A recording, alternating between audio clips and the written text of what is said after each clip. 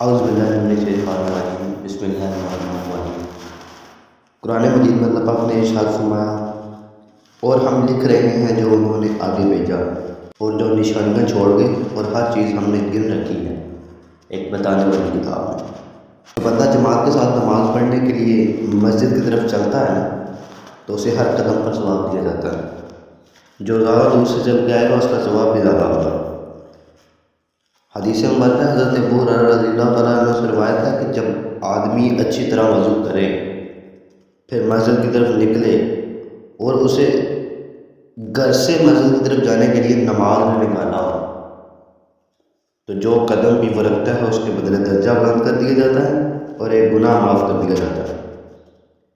حضرت ابو موسیٰ الاشعری رضی اللہ تعالیٰ عنہ سے روایت ہے، نبی پاک صلی اللہ علیہ وسلم نے ارشاد فرمایا، لوگوں میں سب سے زیادہ نماز کا اجر اس شخص کو ملتا ہے جو سب سے زیادہ دور سے نماز پڑھنے آئے، اس کے بعد اسے اجر ملتا ہے جو اس کے بعد دور سے آنے والا ہو۔ حضرت ابو ہریرہ رضی اللہ تعالیٰ عنہ سے روایت ہے، رسول پاک صلی اللہ علیہ وسلم نے ارشاد فرمایا، جو شخص مسجد سے جتنا زیادہ دور ہے اسے جماعت میں شامل ہونے کا باعث اتنا ہی زیادہ ثواب ملتا ہے۔ صحابہ کرام بھی بہت دور دور سے نماز پڑھنے کے لیے بعد جماعت نماز ادا کرنے کے لیے آیا کرتے تھے۔ حضرت ابی بن کعب رضی اللہ تعالیٰ عنہ فرماتے ہیں، میں ایک ایسے شخص کو جانتا ہوں جس کا گھر مسجد نبوی سے سب سے زیادہ دور تھا، اس کی نماز کبھی قضا نہیں ہوئی تھی۔ میں نے اسے مشورہ دیا کہ دراز گوشت خرید لو جس پر سوار ہو کے دھوپ اور اندھیرے میں آسانی سے مسجد تک آ سکو۔ اس نے کہا کہ میرے گھر مسجد نبوی کے پہلو میں ہوتا تو یہ میرے لیے بہت خوشی کی بات نہ تھی۔ میری نیت یہ ہے کہ میرے لیے گھر سے مسجد تک آنے اور مسجد سے اپنے گھر تک لوٹنے کا ثواب لکھا جائے۔ جب نبی پاک صلی اللہ علیہ وسلم کو یہ بات معلوم ہوئی تو حضور نے ارشاد فرمایا، اللہ تعالیٰ نے یہ تمام تمہارے لیے جمع کر دیے۔ صحابہ کرام کی نیتیں مبارک اور جذبات مقدس ہوتے اور وہ نیتیں جمع کرنے کے انتہائی حریص ہوا کرتے تھے، چونکہ نماز کے لیے آنے اور جانے میں ہر قدم پر نیکی ملتی ہے، اس لیے وہ زیادہ نیکیاں جمع کرنے کے لیے مسجد سے دور بسنے کا ارادہ کرتے تھے اور پھر بروقت جماعت کے ساتھ نماز پڑھنے کا پورا اہتمام بھی فرماتے تھے۔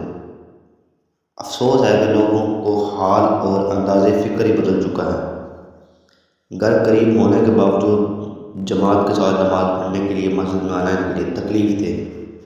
مسجد سے دور گھر اس لیے لیتے ہیں تاکہ شرعی طور پر جماعت کے ساتھ نماز پڑھنا ان پر واجب نہ رہے، اور بس اوقات کا حال یہ ہوتا ہے کہ جماعت تو رہی، ایک طرف نماز بھی ضائع کرنے لگ جاتے ہیں۔ یہ تو عوام کا حال ہے، اور ان سے زیادہ افسوسناک حال یہ ہے کہ جماعت کا باقاعدہ اہتمام ان حضرات کے ہاں بھی مفقود ہوتا جا رہا ہے جو اپنے آپ کو دین کا سکون سمجھ بیٹھے ہیں۔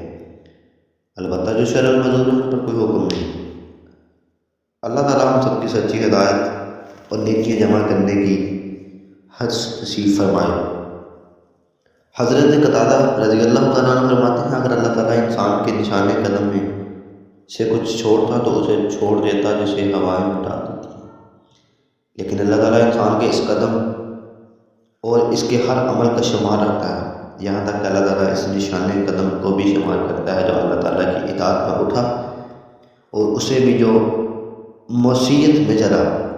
تو اے لوگو، تم میں سے جو اس چیز کو طاقت رکھتا ہو کہ اللہ تعالیٰ کی اطاعت میں اس کے قدم لکھے جائیں تو ایسا ہی کرے۔